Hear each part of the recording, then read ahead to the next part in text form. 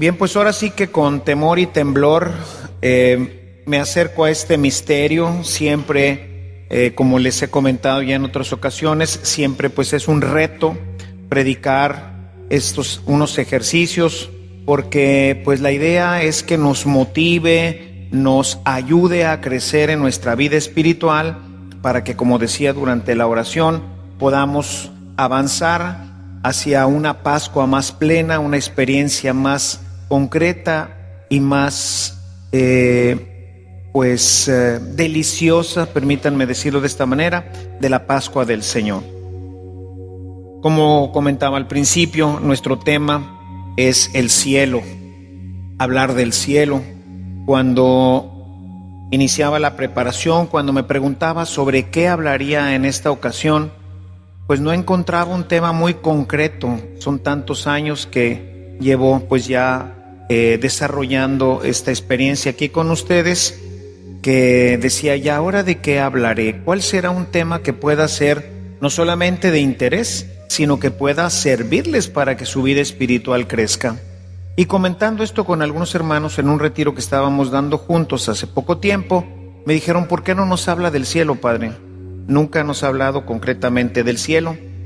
Y digo, pues sí es cierto, pero pues es que hablar del cielo, pues es como si me dicen, ¿y por qué no nos habla de Egipto? Oiga, ¿y usted ya estuvo en Egipto? No, ¿y cómo voy a hablar de Egipto?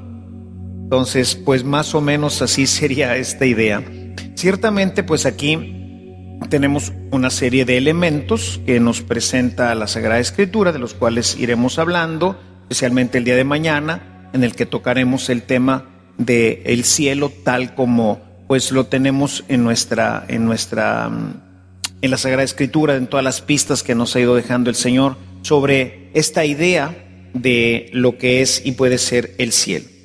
Pero empezamos hoy a hablar sobre este tema del que pues se habla poco, y sin embargo es la única realidad que tenemos segura en nuestra vida. Todo lo demás podrá ser o no podrá ser. Lo que es total y definitivo es que algún día todos moriremos. Y la muerte, como lo veremos, no es el final de nada. Es simplemente una puerta que se abre para poder entrar, como lo veremos el día de mañana, a una nueva dimensión, entrar a la vida definitiva.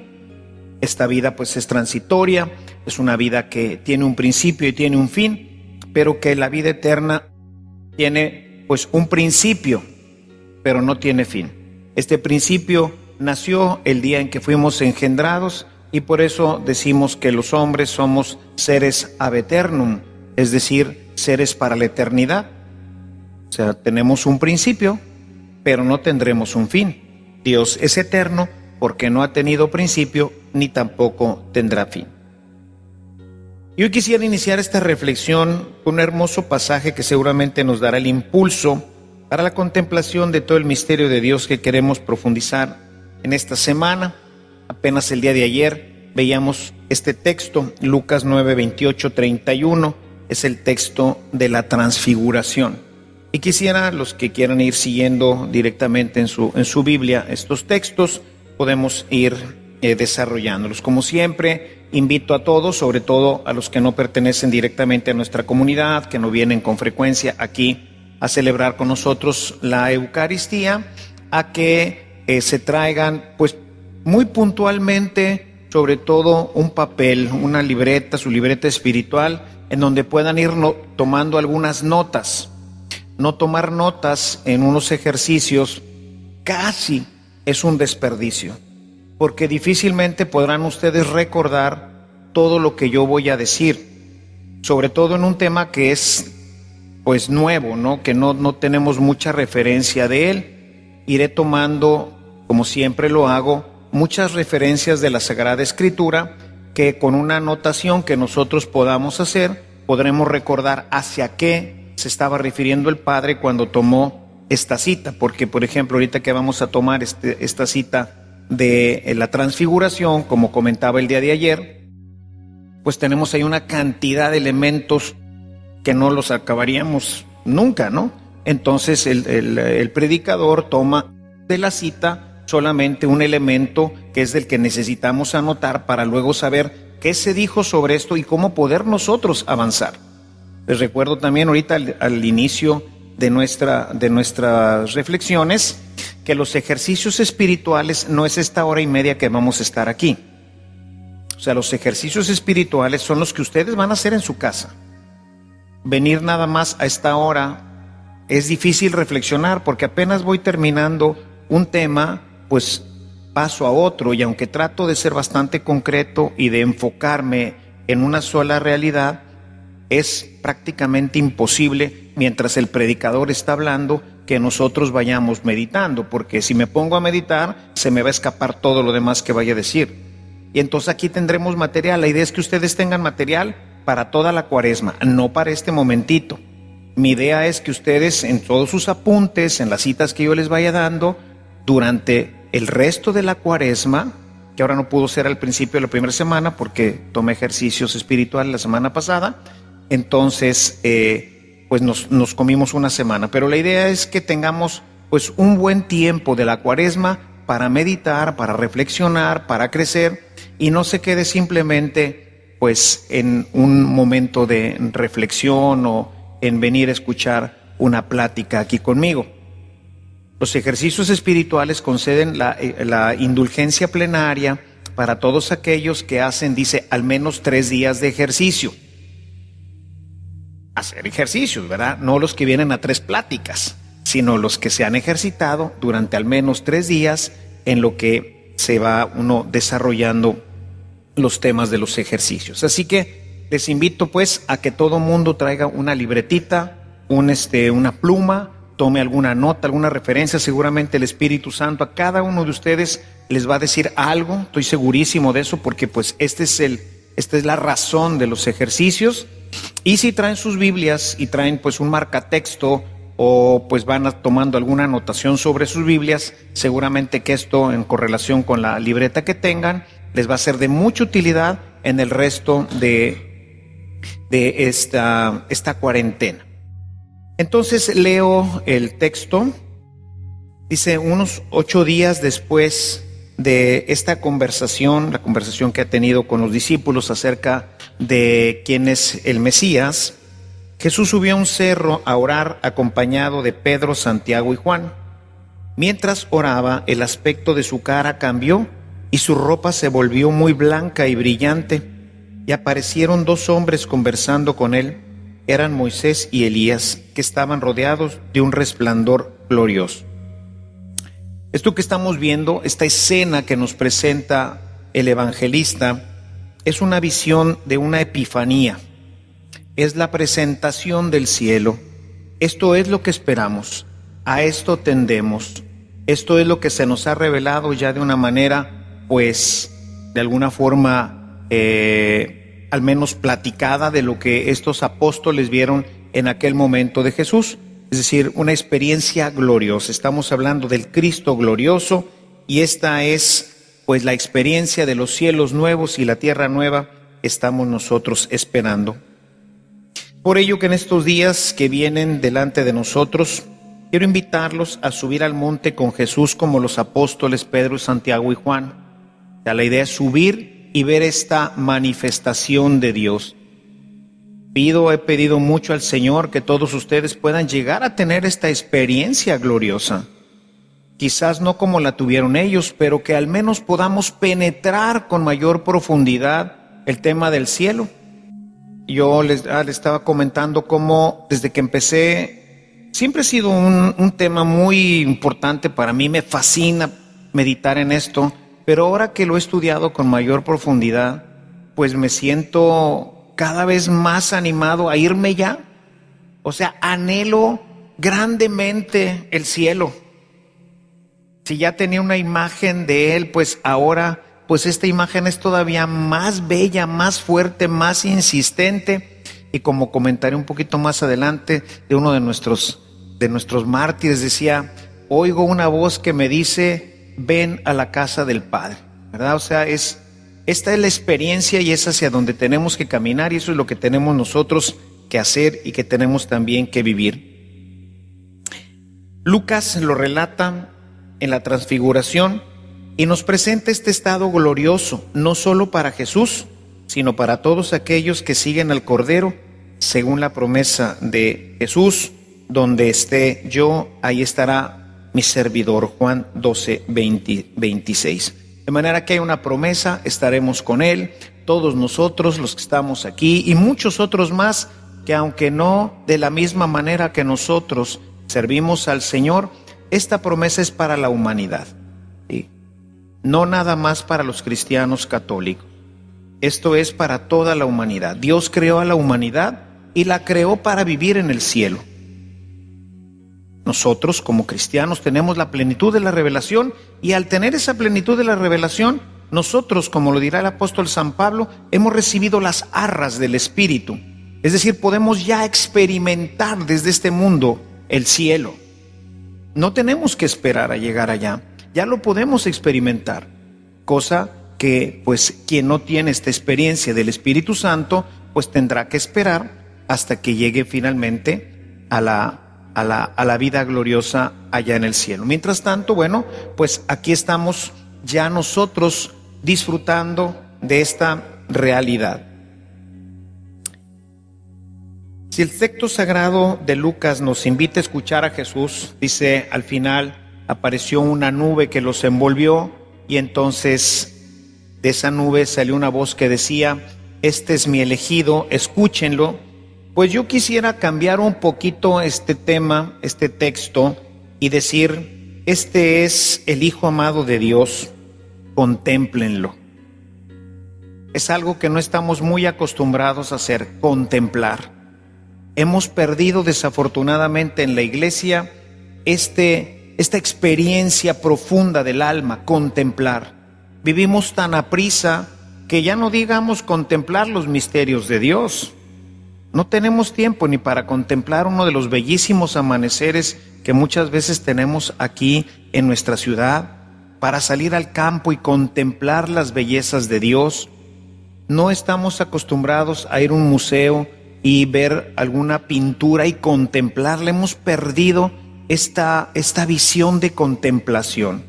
Entonces, yo creo que es importante recuperarla, y creo que estos ejercicios pueden ser la oportunidad para recuperarla, para que contemplemos esta epifanía que Dios nos revela y que será pues el estado final que todos los hombres estamos invitados a vivir.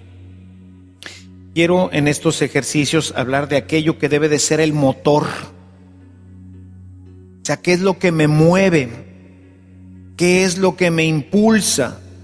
Pues es precisamente llegar a vivir en ese maravilloso lugar. Eso es lo que tiene que ser el motor de la vida del ser humano, no solamente del cristiano, del ser humano. Aspirar a vivir eternamente.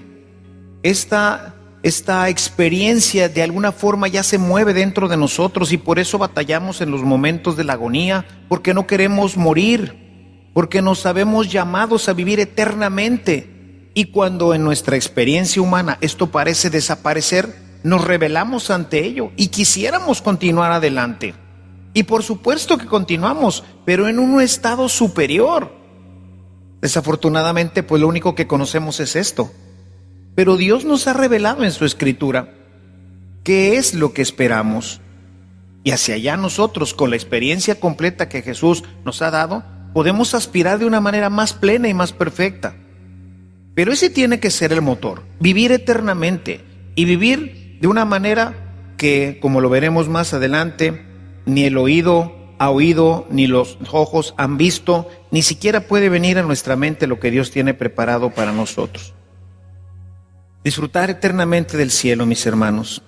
Esto es lo que Dios ha ofrecido de manera velada ya en el Antiguo Testamento, pero abiertamente se ha hecho expreso a través de la experiencia que Jesús nos ha revelado en el Nuevo Testamento. Las fuentes, como ahorita reflexionaba, están tomadas de la Biblia, de lo que Dios, y especialmente Jesús, nos ha revelado sobre esta maravillosa realidad del cielo. Pero también, gracias a Dios, y que es muy bueno, y que realmente quería que yo hablara de esto cuando estaba platicando con las hermanas y hermanos sobre qué es lo que quería Dios para estos ejercicios, y hablamos del cielo, pues entré a internet, entré a Amazon, donde tengo una cuenta, y le puse cielo, a ver qué salía, ¿verdad? Y bueno, pues el primer título que me salió es un título de una mujer, es una doctora de Estados Unidos, se llama Mary Neal, y tiene su libro que se llama Ida y vuelta al cielo, una historia verdadera, en donde ella narra lo que se conoce como un ECM, encuentro cercano con la muerte, ¿sí? O experiencia cercana con la muerte. Tiene diferentes formas de expresarse, ¿sí? En algunas se le llama, por ejemplo, los americanos le llaman beyond and back, ir y regresar. O sea, es la experiencia que seguramente hemos escuchado de otras personas que se declaran ya clínicamente muertas, que tienen ya no tienen actividad cerebral, ya no tienen pulso en el corazón, se declara clínicamente muerta. La persona ya dejó de existir. Su alma se ha separado, como lo veremos un poquito más adelante.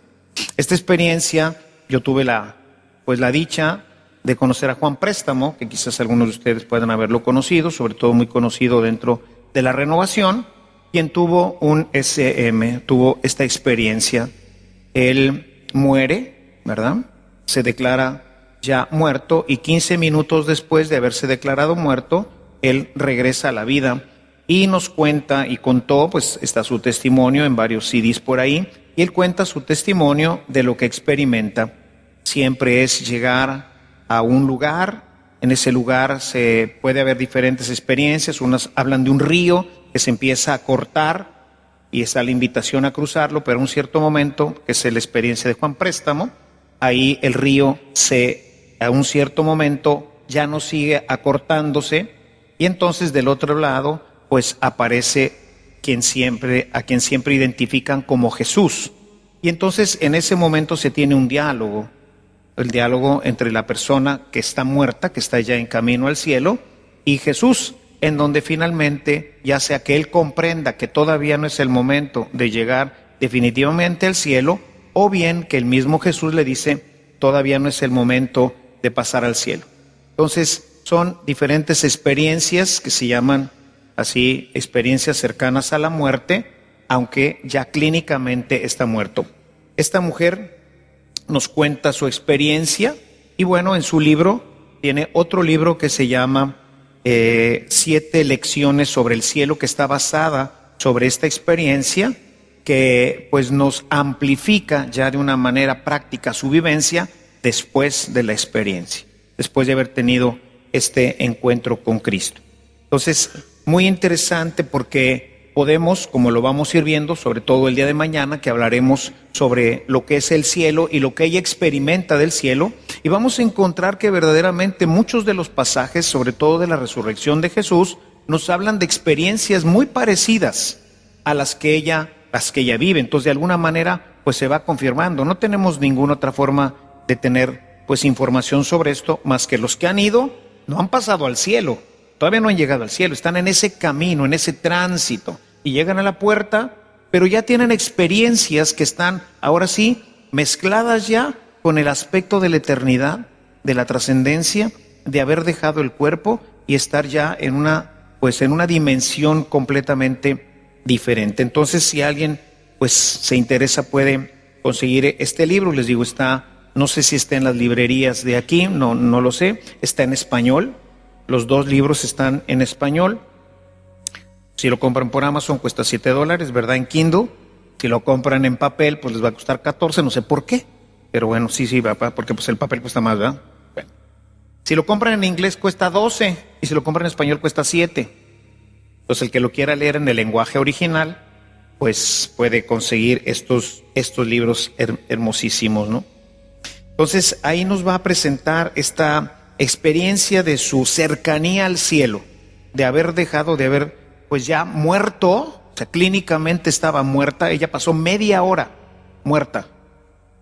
Pasó media hora desde que ella se ahoga. Voy a contar un poquito más adelante su experiencia. Mañana voy a hablarles de este tema. Ella se ahoga en un río, ¿verdad? Y desde que se ahoga hasta que ella pues revive, va a pasar media hora. Y o sea, era para que no solamente era imposible que regresara, sino que sabemos que después, los que saben de medicina saben que después de 10, 15 minutos el daño cerebral es irreversible, ¿verdad? O sea, quien ha tenido pues muchísimo menos que esto, ¿verdad? Que ha pasado pues abajo del agua o en algún momento sin respirar, sin que tenga oxígeno ya la sangre, pues el daño generalmente es irreversible en el cerebro. Y esta mujer quedó como si nada. Se le rompieron sus 2 piernas, se le rompieron las 2 rodillas con todos los ligamentos, ¿verdad? Porque estaba metido en un kayak. Entonces su barca cae, se encaja en las piedras, no puede salir y la corriente del chorro de la cascada la voltea hacia adelante, le rompe las piernas, ¿verdad? Ya ahogada, ¿verdad? Porque no puede salirse del kayak y finalmente pues ella queda normal. ¿Sí? Claro, todo un proceso de recuperación y todo este tipo de temas, pero su mente brillante volvió a sigue trabajando en el hospital como doctora y quedó bien, porque pues es un milagro, ¿verdad? Media hora muerta, media hora estuvo muerta. Así que pues estas gentes, hay muchos si entran ahí a buscar. Yo tuve pues la fortuna, Dios quiso que tomara la experiencia de esta mujer, pero si ustedes entran, hay cantidad de libros que hablan sobre esta experiencia. Ella misma, después de tener esta experiencia, ha recopilado muchísimas experiencias de muchísima gente en todos los ámbitos que ella experimentó. Y ahí pone los testimonios de quienes fueron y dónde viven y todo el tema para que pues se vea que esto es algo que Dios de alguna manera quiere revelarnos. Yo creo más en este tiempo en que hay tanta incredulidad, en que hay un inmanentismo terrible en la gente. La gente vive para este mundo, vive para el vientre, como dice la Escritura. Lo único que quiere es lujo, quiere comida, quiere placer, quiere lo que vemos aquí. Y esto es solamente, dice ella, cuando regresa, dice, el mundo, dice, yo no quería regresar y me sentía culpable por eso. Dice, después de haber visto eso, esto, dice, es como haber visto una fotografía a color y ver esto en blanco y negro. Pero cuando tú nomás ves en blanco y negro, dices, pues esto es, ¿verdad? Tú crees que esto es la maravilla y no es cierto. Esperamos algo maravilloso. Y por eso yo creo que el Señor quería que estos ejercicios fueran sobre esto, porque hay un gran inmanentismo. Todos nosotros, incluso yo mismo, tengo que catalogarme dentro de esto. O sea, queremos tener un carro más bonito, queremos tener una casa, un traje, un esto, un lo otro, todo. O sea, nuestro mundo nos fascina, qué bueno, es hermoso, pero nada que ver con el que venimos. Y entonces, después de esto, dice ella, aprendí a usar de las cosas de una manera diferente. Empecé a ver las personas de una manera diferente. Empecé a entender mi vida de una manera diferente. Empecé a disfrutar lo que Dios me ha dado de una manera diferente, sabiendo que todo esto es simplemente transitorio y que no se parece en nada. Los gozos, las alegrías, la paz, el amor que se experimenta aquí no tiene comparación con lo que estamos esperando, ¿no? Para la parte teológica también, recientemente, nuevamente otra diosidencia, ¿verdad? Que como veremos el miércoles no existen, ¿verdad? Dios actúa y está siempre presente en nuestras vidas. Un amigo mío de hace mucho tiempo, que no tenía ya mucho tiempo que no veía y que no tenía ni por qué traerme un libro, estando yo tomé unos días de descanso la semana pasada y me mandó un libro. Imagínense que el libro que me manda se llama Creo en la vida eterna, del cardenal Carlo Maria Martini. Diosidencias. Y con él, bueno, de ahí me apoyé también para tomar algunas de las experiencias, ya no tanto de una experiencia vivida, ¿verdad? Como es ella, sino un poquito de la experiencia teológica del cardenal Martín. Entonces, bueno, entrando un poquito más en materia, para poder comprender este misterio del cielo es fundamental que hablemos de lo que lo sustenta, que no es otra cosa que el amor de Dios por nosotros. Nada de lo que vivimos y de lo que esperamos puede tener sentido si no es porque esto está siempre en el plano del amor de Dios, de este exquisito amor que Dios siempre ha querido participarnos y que llegará a su culmen cuando, liberados de esta esclavitud del cuerpo, podamos disfrutarlo plenamente ya en el cielo. Dice esta Mary Neal que cuando muere, la experiencia más profunda que ella tiene en todo su tránsito es verse inundada de un amor que no puede ni siquiera comprender. Dice, la experiencia de la muerte solamente la podremos comprender en el amor de Dios.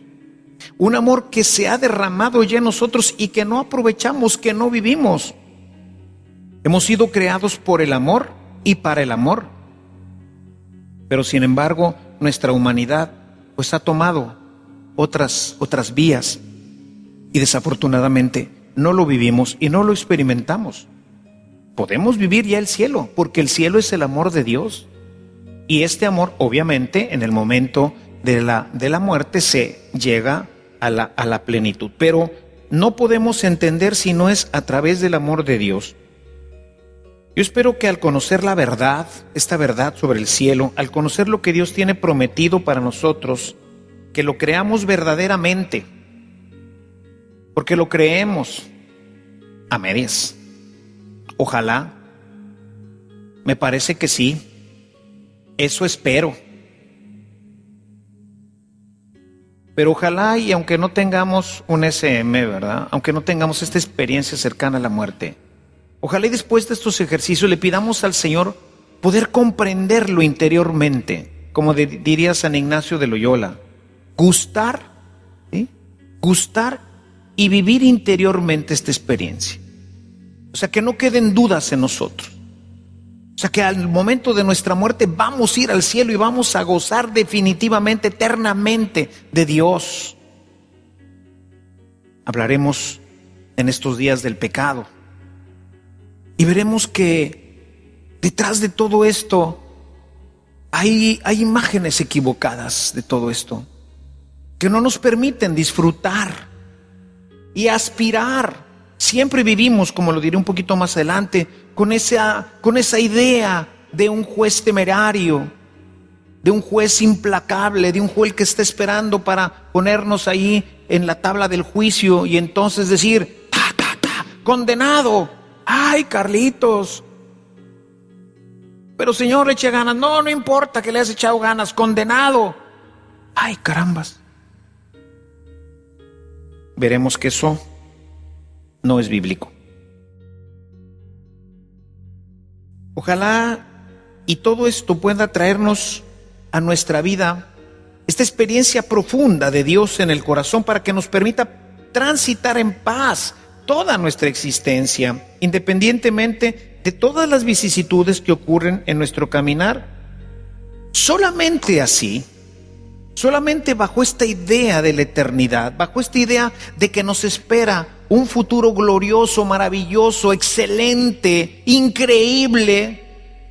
Solamente bajo esta idea podemos entender las palabras de Pablo, carta a los Romanos, capítulo 8, verso 18. Considero que los sufrimientos de este tiempo presente no son dignos de ser comparados con la gloria que se nos ha de revelar. O sea, todo lo que podamos vivir en este mundo, todas las experiencias de enfermedades, de fracasos, de tristezas, de rompimientos, de todo lo que ustedes puedan pensar, todas esas experiencias que hoy nos parecen y las sentimos negativas, malas, bueno, pues todas esas, si lo ponemos en perspectiva de la eternidad, las podemos vivir con paz, con serenidad, con alegría, poniendo nuestros ojos, nuestra mente, nuestra vida en perspectiva de eternidad. Debemos ver la muerte, como lo voy a presentar un poco más adelante, como el momento más glorioso y pacífico de toda nuestra existencia. Dice Mary Neal, dice, la gente piensa que el momento es un momento terrífico, doloroso. Dice, yo pensaba, ella es una canoísta muy experimentada, de hecho, fue con su esposo a esta experiencia porque eso es su deporte favorito. O sea, tenía mucha experiencia en el tema de las canoas. Era un deporte que le gustaba y le gusta. Regresó a las canoas y sigue haciendo canoísmo, ¿no? Y ella, pues estando en el agua y viendo, pues, los que hemos visto, yo nunca he hecho canoísmo, ¿verdad? Pero cuando veo uno lo que hacen estas gentes y cómo se revuelcan ahí en los rápidos y todo este tipo de temas, que les da unas zancochadas terribles ahí en el agua y que pues mucha gente ciertamente se ha ahogado ahí. Y ella pensaba que la muerte más terrible que pudiera existir, y yo también lo pienso ahorita, ¿no? Que la muerte más terrible es morir ahogado. Imagínense, porque cuando te están ahorcando, cuando estás perdiendo la respiración, pues sientes desesperación, ¿no es cierto? O sea, como que, dice, ha sido el momento de mayor paz donde Dios, dice, inundó, dice, lo único que yo sentía era un amor que me cubría y me decía, no temas, estoy contigo. Y esta voz y esta experiencia, porque dice, no era una voz, era algo que internamente me lo decía, no temas, estoy contigo. Y fue llenando poco a poco de amor mi corazón. Y no sentí ningún miedo, y no sentí ningún dolor, no sentí ninguna ansiedad. En el momento de morir, ella murió ahogada y regresó después a la vida. Es el momento de la muerte, mis hermanos. Es el momento más glorioso, más excitante, porque Dios nos recoge, Dios nos toma, Dios nos lleva a vivir con Él. Y toda esta experiencia de amor que quizás nunca hemos nosotros experimentado ni vivido, en ese momento empieza a tener una fuerza tremenda en nosotros. Yo estaré con ustedes, decía Jesús, hasta el final. ¿Con quién? Con todos, va a estar con todos. Él vino para nosotros, por nosotros, y está con nosotros continuamente. Nuestro afán de mundo bloquea esta experiencia y no nos permite vivir con profundidad lo que estamos nosotros pues llamados a vivir. Es el momento de la Pascua, de pasar de este mundo al Padre. Por eso cuando Jesús muere con una paz impresionante. Lo que más ha llamado la atención de los estudiosos de la sábana santa es la expresión, si es que la sábana que está en Turín es el lienzo que envolvió a Jesús, que pues siempre ha habido discusiones de que sí, que de que no, y pues la iglesia sigue pensando en general que sí es la sábana que cubrió el cuerpo de Jesús. Y los especialistas dicen que una de las pruebas más impresionantes es que no es posible que una persona que haya sufrido todo lo que el cuerpo presenta, todos los azotes, que son más de 100 azotes, la corona de espinas, la rotura de la nariz, en fin, una serie de lesiones terribles que sufrió esa persona, pues muera con esa paz, que no muera odiando y maldiciendo como el mal ladrón, ¿verdad? Que maldecía a los demás.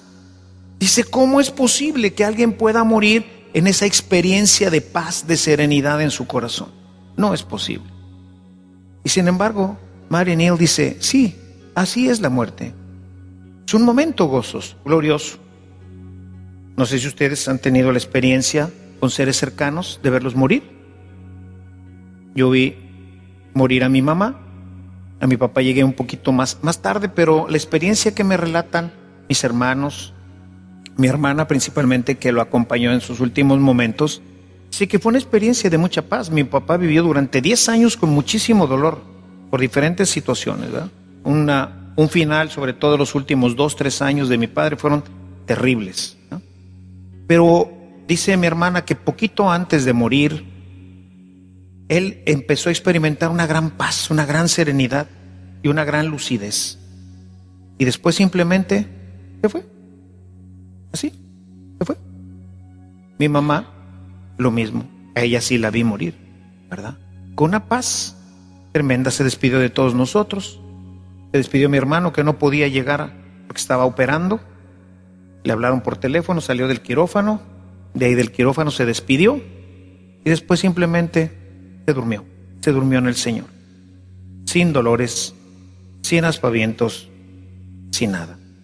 El momento de la muerte verdaderamente es un momento en el que Dios abraza y se hace presente a nosotros, hablaremos de esto el jueves, cuando hablemos de esta experiencia que compartimos con los ángeles, de todas estas experiencias que Dios promueve entre nosotros y de las que a veces ni siquiera nos damos cuenta de que están pasando a nuestro alrededor. Señales maravillosas que Dios nos da de la presencia de nuestros seres queridos entre nosotros. En fin, vivimos en un mundo compartido, en un mundo que no son dos mundos, es una sola realidad partida en dos dimensiones diferentes. Quisiera en todos que nosotros pudiera generarse durante estas semanas, pasar de la esperanza, espero llegar al cielo, espero, a la certeza. Porque dice Pablo que nuestra experiencia es una esperanza cierta. Es cierto, es esperanza porque todavía no llega, pero es cierta. Así va a ser, así es, así lo prometió el Señor, y el Señor no miente. Así que es una esperanza cierta. Simplemente seguimos caminando y avanzando en esta esperanza que algún día se cumplirá a cabalidad. Pero no es la esperanza de, pues ojalá, porque esa es una esperanza, ¿no? Ojalá y venga, ojalá y sea así, ojalá y me salve. No, una esperanza cierta. Pasar de la esperanza a la certeza. Sí existe la eternidad.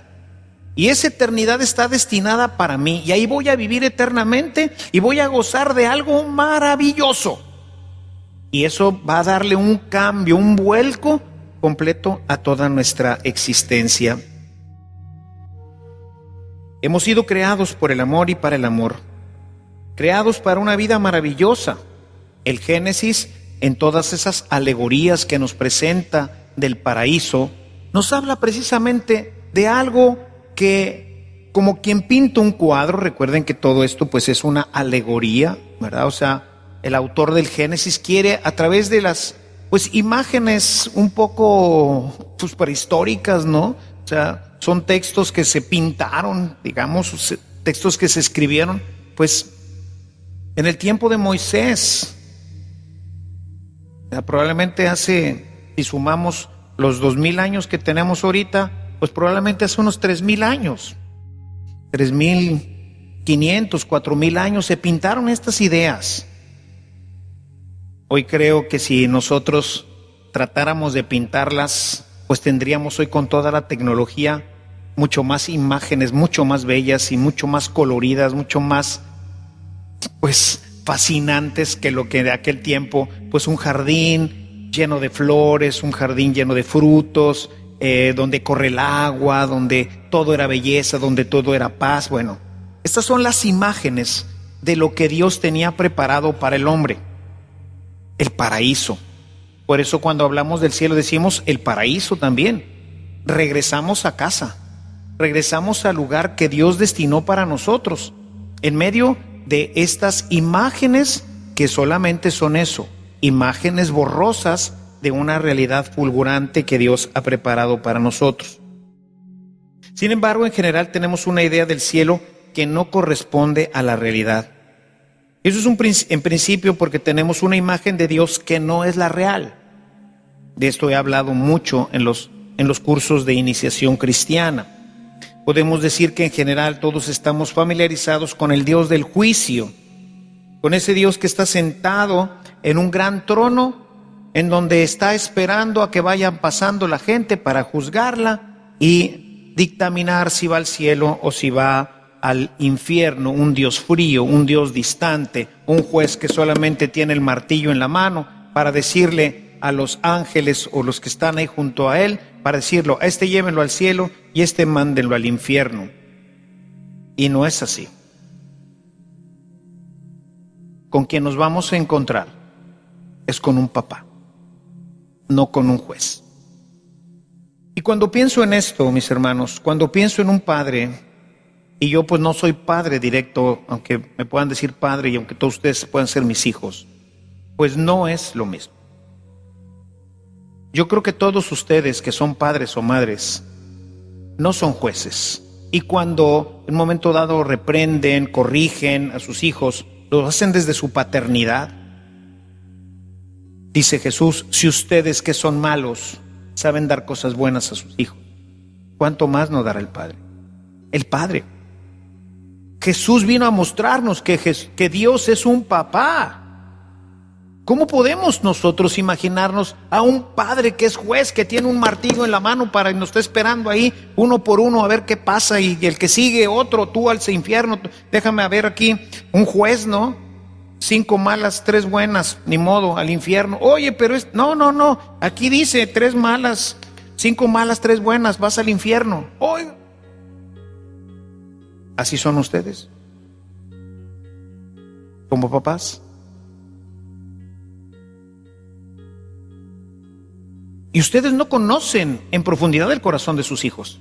Y Dios sí conoce tu corazón profundamente. Él sabe por qué haces las cosas. Él sabe tu historia, tus debilidades. Él sabe que muchas de las cosas que hacemos tienen como origen pues nuestra infancia, nuestra adolescencia, situaciones que nosotros no pedimos, pero que nos formaron.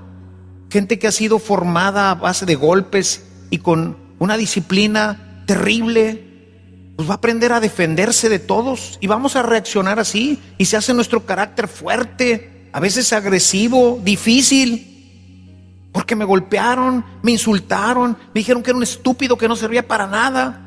Algunos que le dijeron, no sé por qué naciste. Imagínense esa persona, ¿cómo va a reaccionar?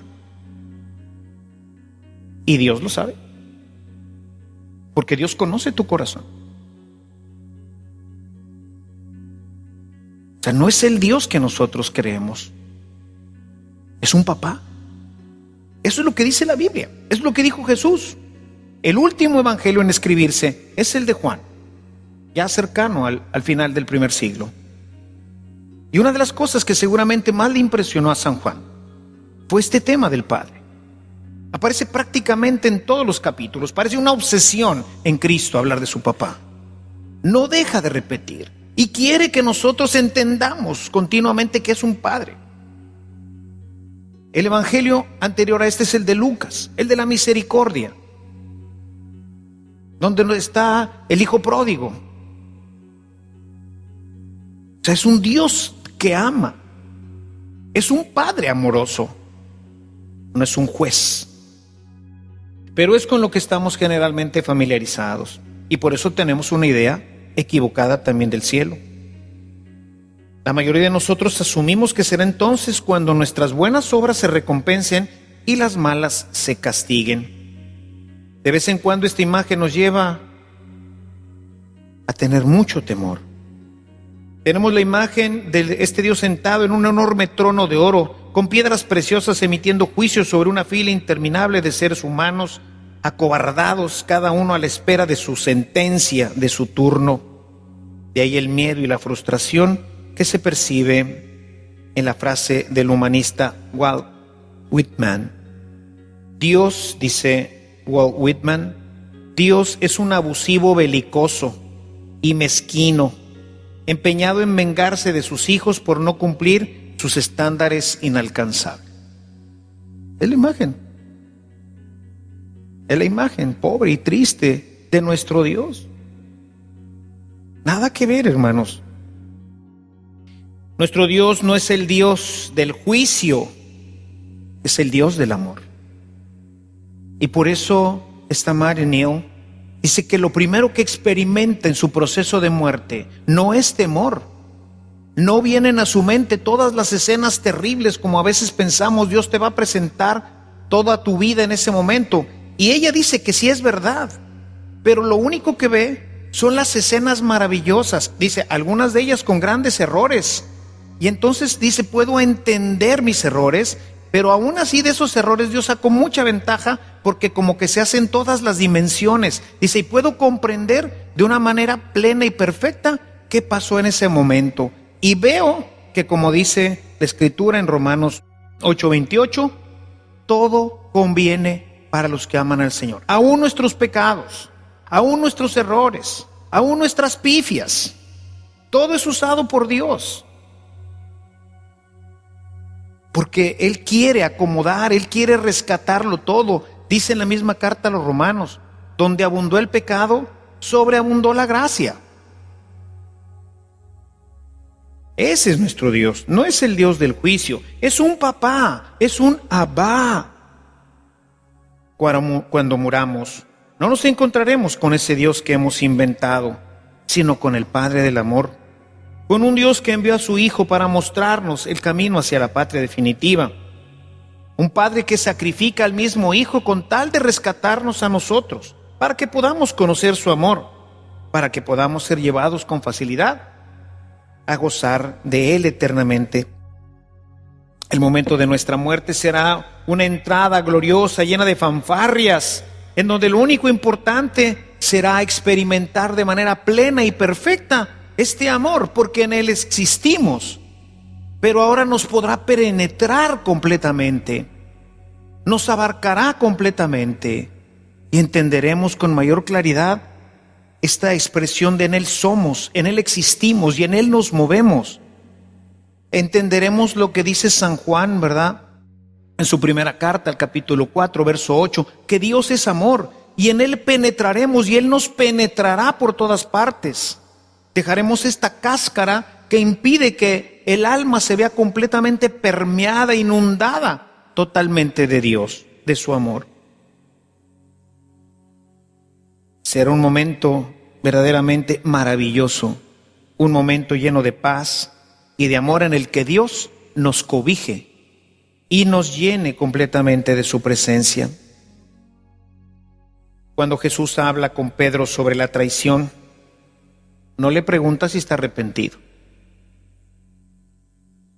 tampoco lo condena, y sabe que puede volver a fallar. ¿Qué le pregunta? Pedro, ¿me amas?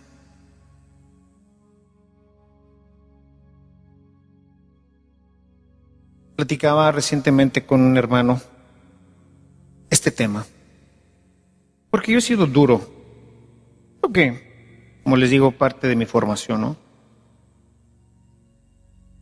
Siempre pregunto, ¿cuáles son tus pecados? Martillo, ¿va? Déjame ver qué hiciste para ver si... Cuando un penitente descubre el amor de Dios, cuando lo reorientamos hacia el amor,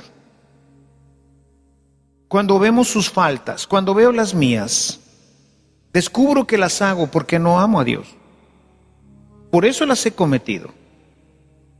Pedro traicionó a Cristo, no porque no lo quisiera o porque fuera un gacho. Su amor, su experiencia interna, todavía no era lo suficientemente grande, porque el Espíritu Santo, que es el verdadero amor que nos va a impulsar, todavía no llegaba a su corazón. Y por eso le pregunta, Pedro, ¿me amas? Señor, yo me imagino con la cabeza gacha, ¿verdad? Tú sabes que te amo. A ver, hermanos, todos nosotros hemos ido al confesionario.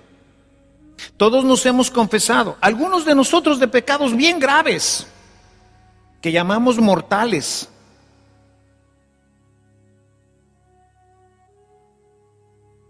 ¿Y tú dejaste de amar a Dios? Dicen que la ocasión hace el ladrón. Fue la ocasión, fue la situación, fue la debilidad como la de Pedro. ¿Me amas? Luis, Pedro, María, ¿cómo te llames? Estoy seguro que la respuesta es la de Pedro. Sí, Señor, tú sabes que te amo. No hay recriminación, no hay martillo. Hay un Dios de misericordia. Hay un Dios que quiere que lo ames porque sabe que en eso está la plenitud. Ahí está el gozo, la alegría. Y no es que no existe el pecado y que todo valga queso. No, sí existe. Y dice Pablo, ¿y entonces qué vamos a hacer? ¿Vamos a seguir pecando? No, por supuesto que no. Pero no vamos a pecar porque se abre ante nosotros una visión de amar más a Dios. ¿Qué tengo que hacer? Entonces la penitencia, como he tratado siempre de hacerlo, orientarte hacia la vida espiritual. Vamos a rezar más, vamos a tomar la escritura, vamos a buscar que llegues a amar más a Dios para que Dios sea más en ti y entonces puedas con facilidad decirle no al pecado. Me encanta este pasaje. Juan 20:15. Orientarnos al amor. Jesús orienta a Pedro, ese pecador terrible que lo traicionó terriblemente, su mejor amigo. No lo condena. No le ha dicho en la última cena: Pedro, Pedro, Pedro, tú y tu bocota. Bueno, no dice así, ¿verdad? Pero lo podía haber dicho. Yo te aseguro, fíjense, Jesús ya sabía, yo te aseguro que hoy, antes de que el gallo cante 2 veces, tú me habrás negado 3. Jamás lo haré, Señor, iré contigo a la muerte. Ya sabía, lo sabía todo. No, es que estaba escrito que para que... No estaba escrito. Es que así es nuestra fragilidad. Cuando has pecado ha sido así. Se presentó la ocasión, tuviste miedo, te ganaron tus ansias, te ganó el placer, te ganó el poder, te ganó el dinero, qué sé yo lo que te ganó, lo que nos gana a nosotros, nos gana. No es que no amemos a Dios, es que somos hombres frágiles, pecado. No hemos comprendido todavía el pasaje del Padre de la Misericordia que nos relata Lucas en Lucas 15, 11 y siguientes. Es nuevamente la historia de ese padre amoroso que espera a que el hijo regrese. Está ansioso de volverlo a abrazar y dice que se paseaba todas las tardes viendo a ver si llega. Y así está esperando a ti y a mí y a todos. Está esperando que nosotros regresemos a Él, a su amor, a su casa. ¿Y qué pasa cuando llega? Lo agarra a varazos y le dice: eres un desgraciado, te gastaste todo mi dinero. Ay, papá, mándame. Sí, vete ya con los... Ya no eres mi hijo. No. Hagamos una fiesta. Este hijo estaba muerto y ha vuelto a la vida. Lo habíamos perdido y lo hemos encontrado. Ese es Dios. Ese es Dios. Lo único que quiere es que regreses. Nada más. Que lo busques. Que te quedes en su casa. ¿Qué estás haciendo allá en el mundo? Tragando todo ese mugrero que se tragan los cerdos. Y ni eso le daban. Y vamos que en el texto de Lucas, ¿verdad? Que es el único que relata este pasaje. El cerdo es un animal inmundo para los judíos. Entonces la comida de los cerdos pues es todavía más inmunda. Y ni esa le daban.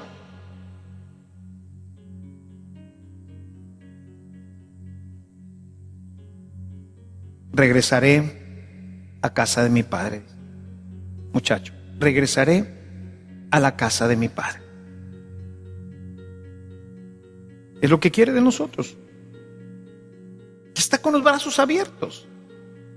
Es lo que vamos a encontrar en el cielo, a un padre con los brazos abiertos. Bienvenido a casa, hijo. Papá, es que... Sí, ya sé, ya te conozco. Pues, ¿qué crees que no te conozco?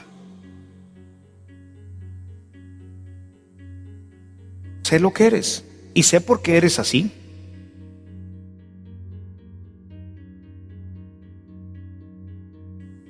Esas imágenes que de repente pintan, ¿no? Hermosísimas, donde está Jesús abrazando a la persona, ¿no?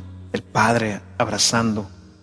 Esa es la imagen bíblica, esa es la imagen de los evangelios.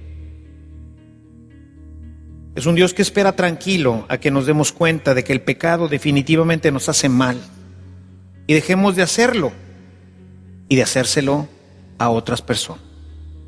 Está esperando eso, a que tú te des cuenta de que que te estás comiendo la basura, la porquería del mundo, y que esa porquería afecta a tu matrimonio, afecta a tu negocio, afecta a tu sociedad, afecta a tu propia vida, afecta a tu salud, afecta a todo. El pecado destruye. San Pablo lo pone de esta forma: el salario del pecado es la muerte.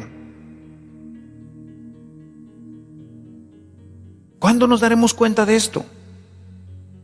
¿Cuándo orientaremos nuestra vida, en vez de comer basura y porquería, a comer cosas buenas, sanas, como tanto nos lo pide ahora los comerciales, ¿no? No, deja de comer papitas y deja de comer refrescos y deja de comer todas esas porquerías que nomás te engordan, te dan colesterol, te causan acidez y un montón, pues también ricas, ¿verdad? Deja de comer esa basura y aliméntate bien. Aliméntate de Dios, no del pecado. En vez de andar leyendo tanta basura y tanta porquería que hay ahora en los diarios y en todo, pues ponte a leer buenos libros. En vez de andar viendo todas estas porquerías que también están hoy en internet y en la televisión y en el cine, pues ponte a ver algo que edifique, que alimente, que te haga una mejor persona. ¿Qué andas comiendo eso? Está esperando a que regreses. Dice, míralo, otra vez, ahí vas.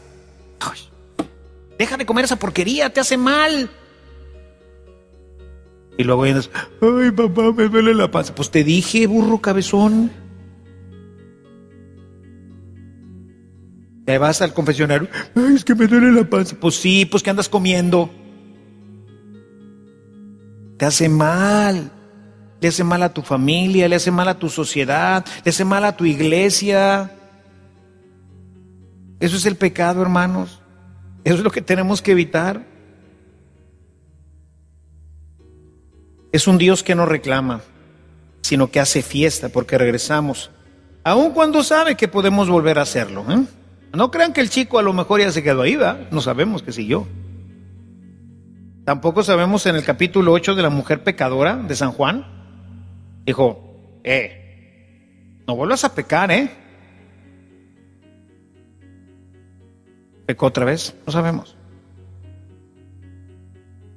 Pero yo creo que lo que nos quiere decir la Escritura es que en todos estos encuentros, Pedro con Jesús en ese momento, ahí junto al lago, este joven, ¿verdad?, que regresa a casa de su padre, esta mujer pecadora que se encuentra con la misericordia de Jesucristo, son experiencias transformantes que le hacen ver que efectivamente la decisión que tomaron estaba incorrecta y que tarde o temprano les va a llevar a sufrir y a hacer sufrir a los demás. Y esa experiencia cambia, debe cambiar la vida. La pecadora del capítulo 8 de Juan jamás volverá a pecar. El hijo del capítulo 15 de Lucas jamás se volverá a ir de su casa. Pedro jamás volverá a negar a Cristo.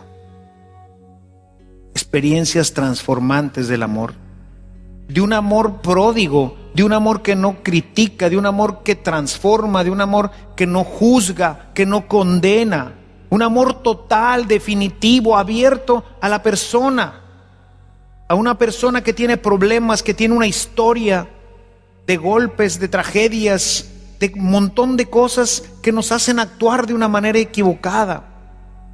Pero Dios en su amor quiere transformarla, quiere sanarla, quiere redirigirla para que ya no hagamos mal a la esposa, ni a los hijos, ni a los padres, ni a la iglesia, ni a la sociedad, ni a ti mismo. Quiere que te acerques a su amor, porque ese es el camino del cielo, el camino del amor.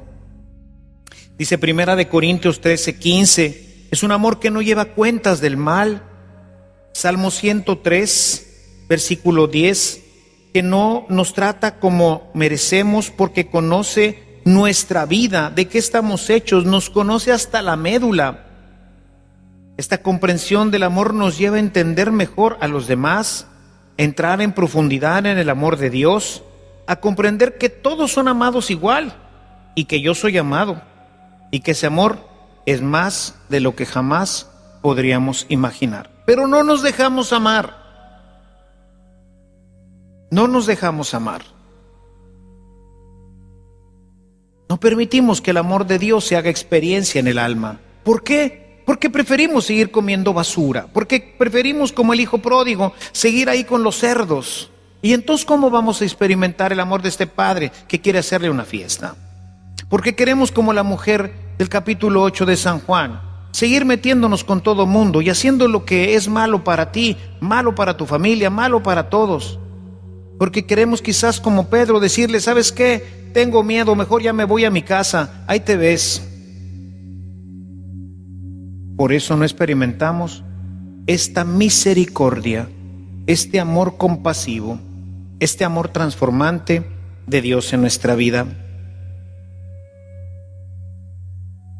La gracia que recibimos es la misma que nosotros podemos dar. Y por eso no somos misericordiosos, porque no hemos recibido misericordia. Pero no la hemos recibido no porque no nos la quieran dar, sino porque no nos hemos abierto a ella. Y entonces nos hacemos duros. Y al hacernos duros dañamos a los que viven junto a nosotros. Porque todo el mundo, toda nuestra existencia está plasmada en aras del amor. Si no damos, es porque no hemos recibido. Necesitamos abrirnos a esta gracia, llenarnos continuamente del amor de Dios que se despliega sobre nosotros como una gran tormenta, quitarnos nuestro impermeable y dejar que el amor de Dios fluya completamente, como dice Mary Neal cuando se está muriendo. Sentía que el amor de Dios me cobijaba y que entraba por todos mis poros y me sentí por primera vez profunda y totalmente amada, abrazada en un amor inimaginable. Debemos de vivir en este amor y para el amor, bañados por la delicia de la misericordia del Dios de la vida, que convierte nuestro camino en un camino hacia los brazos amorosos del Padre. Sin miedos, sin temores se camina, se va con alegría hacia el encuentro amoroso de aquel que me creó para Él mismo. Así la muerte es solo una puerta que nos permite llegar a la realización plena y perfecta del proyecto definitivo para el cual fuimos creados: vivir en Dios eternamente. Cuando se abre esa puerta encontraremos a un Dios lleno de amor y misericordia que abrirá sus brazos hacia nosotros para decirte: ven a mí, hijo mío, y toma posesión del reino preparado para ti. Cuando se recibe así la muerte, esta se convierte en un verdadero regalo. Y de esta perspectiva podemos ahora entender las palabras de Pablo en Filipenses 1:21. Para mí, la vida es Cristo y la muerte una ganancia. Hay un hermosísimo texto de San Ignacio de Antioquía que, yendo hacia el martirio, escribe: mi parto es ya inminente. Déjenme contemplar la luz pura. Llegando ahí, seré verdaderamente hombre. Este amor de Dios es el que nos convierte en seres humanos, en ese ser humano que Dios pensó, que Dios creó, y que si no tiene amor, si no tiene el amor de Dios y si no vive en y para el amor, no es un hombre completo, no es un hombre pleno. Dice Ignacio: entonces seré verdaderamente un ser humano, un hombre, expresa él. Ahora les escribo que vivo con ansias de morir. Mi amor está crucificado y no queda en mí fuego que busque alimentarse de lo material. Sí, en cambio, un agua viva que murmura dentro de mí y desde lo más íntimo me está diciendo: ven al Padre. Sí, al principio. Cada vez se va moviendo más en nosotros ese deseo, esa esperanza, ese anhelo de este Dios que dentro de nosotros nos invita a participar ya desde ahora y que nos invita a participar al final y ya nos dice: ven al Padre. Desafortunadamente vivimos en un mundo demasiado inmanente que nos mantiene fascinados por su belleza pasajera y efímera. Debemos levantar la vista y el alma, como nos invita San Pablo, para contemplar las cosas de arriba, no las de abajo, como dice Pablo a los Colosenses 3:1. Toda la vida de Jesús estaba orientada hacia el Padre. regresar a casa, dice él. San Lucas lo presenta de esta forma cuando después de la transfiguración toma la firme decisión de ir a Jerusalén. Lucas 9:51. Y sucedió que cuando se cumplían los días de su ascensión, ahí empieza su camino hacia Dios, su camino hacia el cielo de regreso.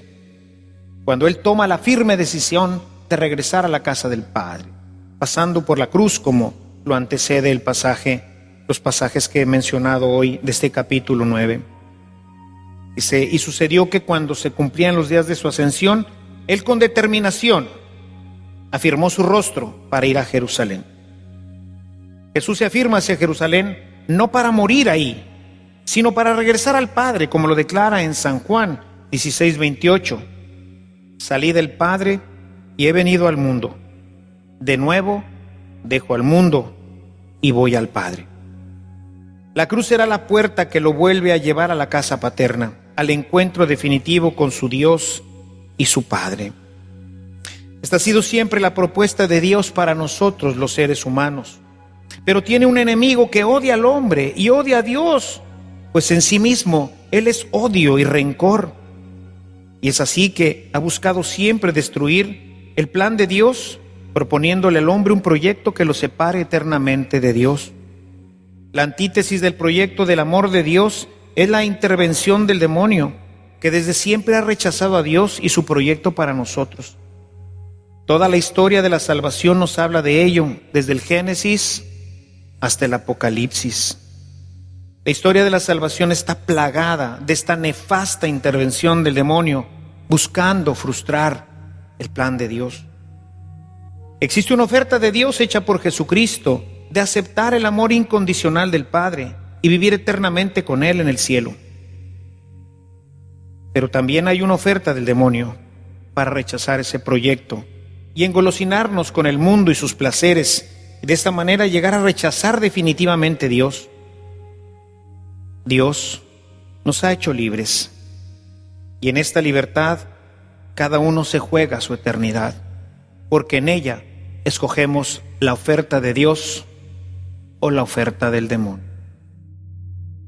El problema principal en este tema es que cuando hablamos del cielo hablamos de realidades intangibles, de cosas que no vemos, no podemos experimentar ni sentir, mientras que los placeres del mundo, el demonio nos los presenta reales y tangibles, asequibles a la mano del hombre. Lo podemos contemplar claramente en la tentación del paraíso, Génesis 3:6. Cuando la mujer vio que era bueno para comer y que era agradable a los ojos y que el árbol era deseable para alcanzar sabiduría, tomó de su fruto y comió. Lo tangible, lo que veo, lo que se me antoja, era delicioso ese fruto. Por eso es importante esta reflexión que hacemos, hermanos. Porque aunque no sea tangible, Dios puede hacerla tan tangible como esta fruta que comieron ellos, para que la anhelemos, como decía Pablo en su carta a los Colosenses que leímos ahorita, para que aspiremos a las cosas de arriba y no las de abajo, no a estas sensibles, sino a las trascendentes, a las que no vemos, a las que no podemos tocar, pero que Dios puede hacer realidad a través de su amor en nosotros. Veremos, especialmente el jueves, cómo Dios sigue enviando estas presencias. Quiere mantener una relación sobrenatural. Vivimos en un mundo sobrenatural nosotros, los que hemos ya experimentado el poder de Dios en nuestros corazones. Nadie en su sano juicio, conociendo el amor y la bondad de Dios, lo rechazaría. Por eso es importante conocerlo, experimentarlo.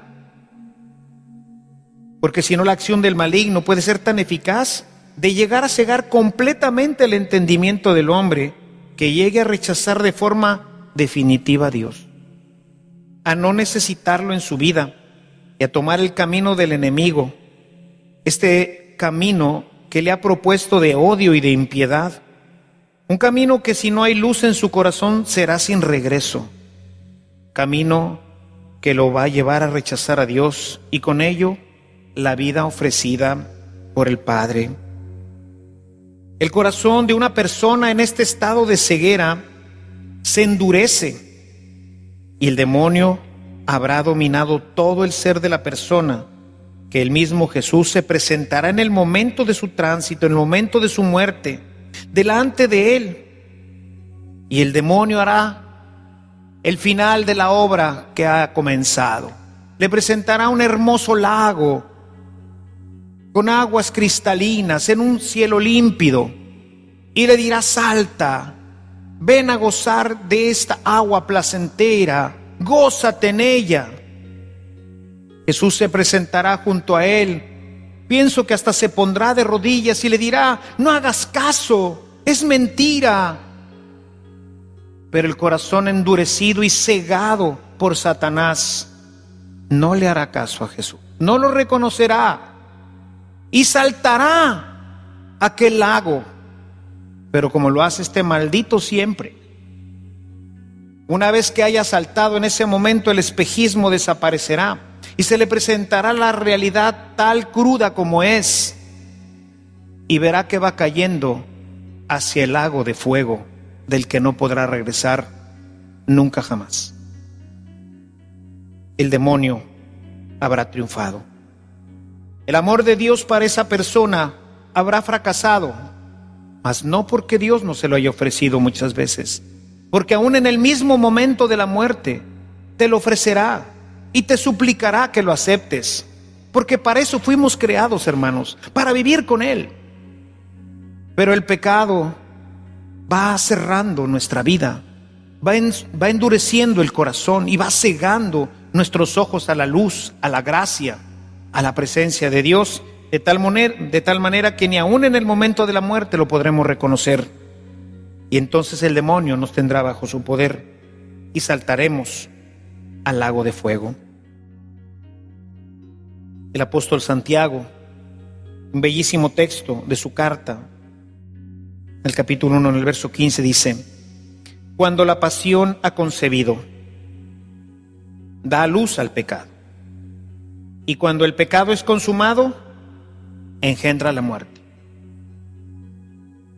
No hay regreso. La propuesta está vigente, la oferta del amor de Dios se abre ante cada uno de los seres humanos, a quienes sin cesar Dios invitará a gozar con Él eternamente, a participar ya desde ahora de su amor, a disfrutar de Él. Yo quiero invitarlos nuevamente al final de esta reflexión a dejarse bañar por este amor, a penetrarlo, porque esta es la antesala del cielo, mis hermanos. Quiero terminar pues con un pensamiento de Sor Isabel de la Trinidad, un pensamiento que siempre me ha encantado desde que leí sus obras, y busco desde entonces realizarlo tanto en mi vida como en la de los demás, y de alguna forma este es un gran motor de mi vida apostólica. Sor Isabel decía: un día, mientras oraba, descubrí que Jesús vivía en mi corazón y que no necesitaba ir al cielo para disfrutarlo. A partir de ese momento deseé con todas las fuerzas de mi corazón hacer partícipe de esto a todos aquellos que amo, para que ya desde ahora puedan, como yo, vivir en el cielo. Basta descubrir este amor, a este Jesús que vive en nuestros corazones. Tarde te amé, dice Agustín. Tarde te amé, hermosura tan nueva y tan antigua. Te busqué en todas las cosas, me lancé contra ellas, las escarbé, las penetré, y no encontré sino solo decepción. Hasta que un día, hurgando en mi corazón, te encontré. Tarde te amé, amor de los amores, amor tan nuevo y tan antiguo, dice Agustín. Que el Señor, pues, mis hermanos, nos permita experimentar ese amor que es más dulce que la miel, y que podamos ya desde ahora vivir en el cielo y anhelar con todo nuestro corazón que esta vivencia se realice con toda su plenitud en nosotros. Alabado sea Jesucristo.